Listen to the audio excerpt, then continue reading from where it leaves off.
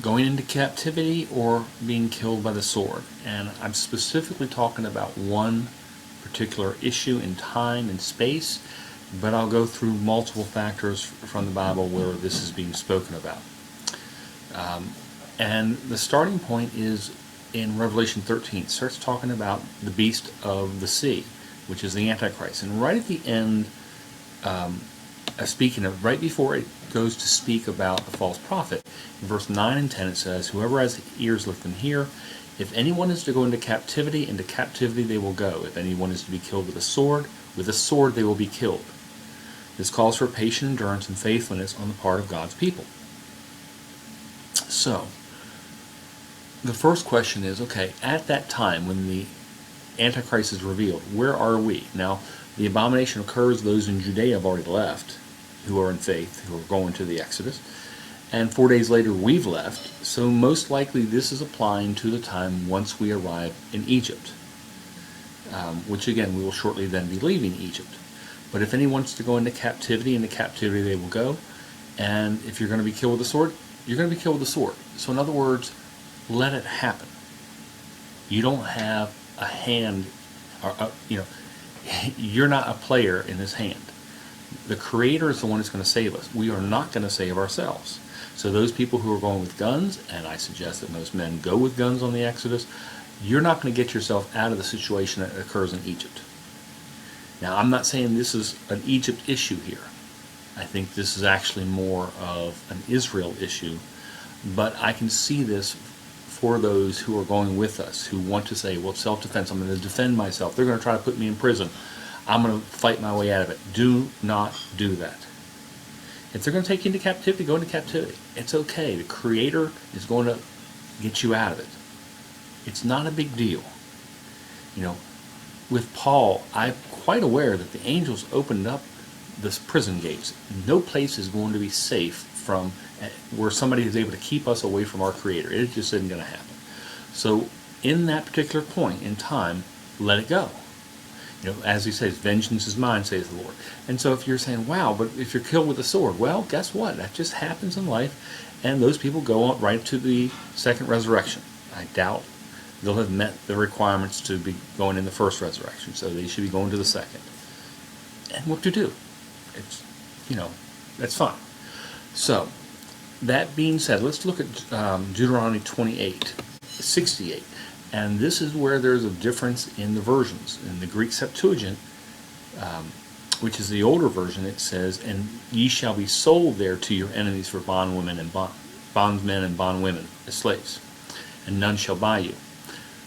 But in our current version, it says, "You will try to sell you, but nobody will buy you."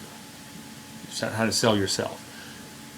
The Greek Septuagint does not say we're the ones selling ourselves. It says, "You shall be sold to your enemies, but no one will buy you." So, massive difference. It does not say we go into captivity here. I would not be surprised in the slightest if we go into captivity. Do they have captivity available for all 3 million of us, 2 to 3 million of us? I doubt it. Some of us will probably go into captivity. It's just what it is. It's not the biggest stress in the world. Now, let's go from there. Let's look at Jeremiah 15, which is kind of where this came from. And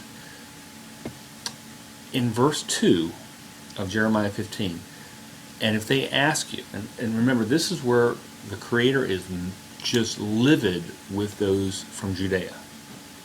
Because he says in verse 1, "And the Lord said to me, even if Moses and Samuel were to stand before me, my heart would not go out to this people. Send them away from my presence, let them go." He is angry. And verse 2, "And if they ask you, where shall we go? Tell them this is what the Lord said. Those destined for death, to death. Those for the sword, to the sword. Those for starvation, to starvation. Those for captivity, to captivity." Now, again, so it appears that Revelation 13:10 is really talking about those who are in Judea, or Israel, who did not leave on the Exodus, because things are going to happen to them. There are going to be many of them that die. Many of them are going to starve to death. Some of them will go into captivity. It is what it is because they're there. They did not leave. So it's a sad issue, but it's our Creator. We don't get to put our thoughts above His. It's what it is.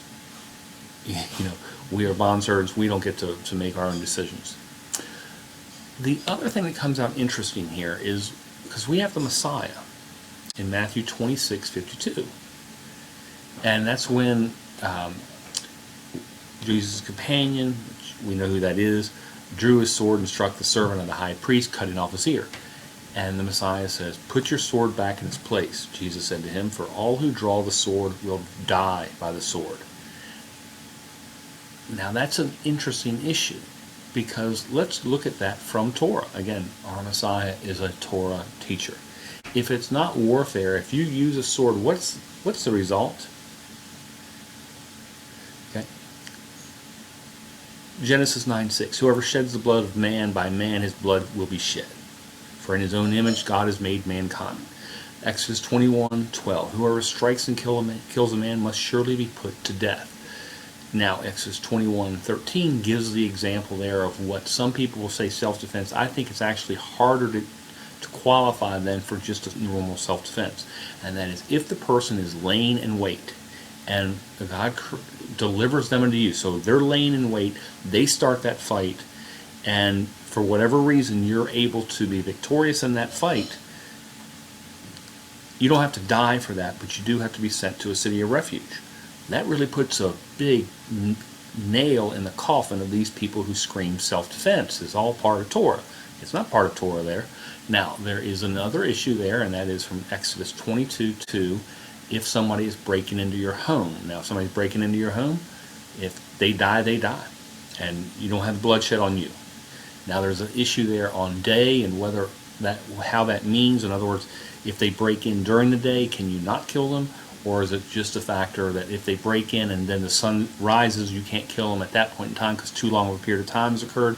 I don't know exactly how that is meant. So we err on the side of caution, but we don't say what it is because we don't know.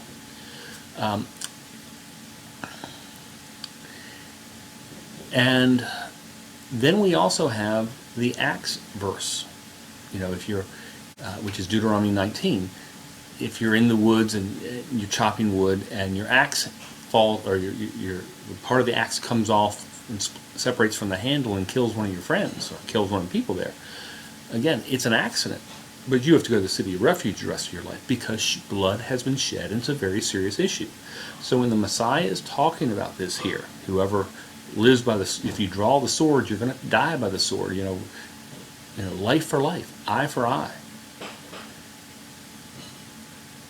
That is, again, he is a Torah teacher. Now, he's not saying that we don't go to war. Now, once we leave Egypt and we see the Amalekites, which will be the Palestinians coming down from Gaza, that's war. When we go through the Exodus and we go through the areas there, that's war. When we go back to reclaim the land, that's war. Those factors of war, there's a different rule in warfare. But this is our general statement. Again, it's a factor there. I'm looking at how it's applied in Revelation so that we, as we go through this, we understand. I see this more for those who are in the land of Israel currently and what will happen to them. But I can certainly see it for those of us going into Egypt. Some of us are going to try to take matters in their own hands, and you don't want to be doing that. You don't want to be around anybody doing that. You don't want to be shot just because they were doing something stupid, and all of a sudden you got shot because you're close in proximity to them. So just remember, whatever happens, you just let it happen while we're in Egypt, because our Creator is going to be the one that brings us out of there.